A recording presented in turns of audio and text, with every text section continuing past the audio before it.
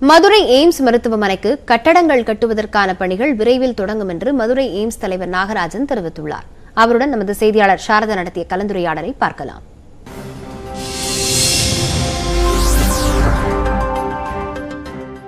இப்போ மதுரை எய்ம்ஸ் பொறுத்த வரைக்கும் உங்களுடைய ப்ரையாரிட்டி முதல் கவனம் அப்படின்றது எந்த வேலைக்கு?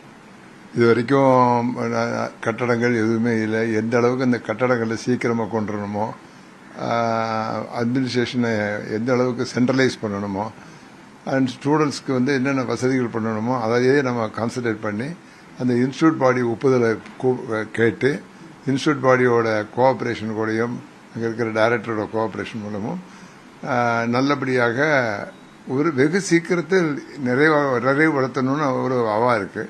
இதுல மாநில அரசினுடைய பங்கு என்ன? இந்த மதுரை எய்ம்ஸ் பொறுத்த வரைக்கும் இடம் கொடுத்ததே அவங்க தானே, அதனால அவங்க பங்கு வந்து நிறைய இருக்கு.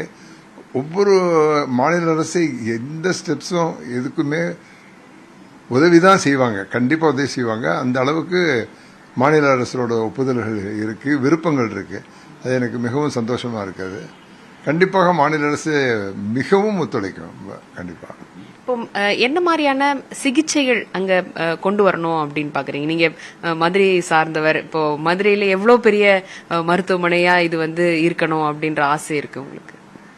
அதாவது ஆக்சுவலா பாத்தீங்கன்னா அது வந்து ஒரு சிகிச்சை மையம் ஒன்றும், ரெண்டாவது ரிசர்ச் கொண்டு வரணும்னு ரொம்ப ஆசை எனக்கு. ஏன்னு கேட்டீங்கன்னாக்கா தென் மாவட்டங்களில் இந்த ரிசர்ச் ஆட்டிடியூடு ஜாஸ்தி கிடையாது. இப்போ பார்த்தீங்கன்னா பப்ளிகேஷன்ஸ் பார்த்தீங்கன்னா நிறைய வந்து நார்த்லேருந்து நிறைய பப்ளிகேஷன் போடுறாங்க. அது மாதிரி தென் மாவட்டத்தில் வந்து ரிசர்ச் பப்ளிகேஷன்ஸ் நிறைய போடணும். பக்கத்தில் அதெல்லாம் வந்து இழுத்து போட்டு நம்ம வந்து அந்த ரிசர்ச் ஸ்காலர்ஸை கூட வந்து நம்ம அந்த ரிசர்ச்சை வந்து நம்ம எந்த அளவுக்கு எய்ம்ஸ்க்கு பயனுள்ளதாக இருக்கணும்னு நம்ம திங்க் பண்ணுறேன் நான்.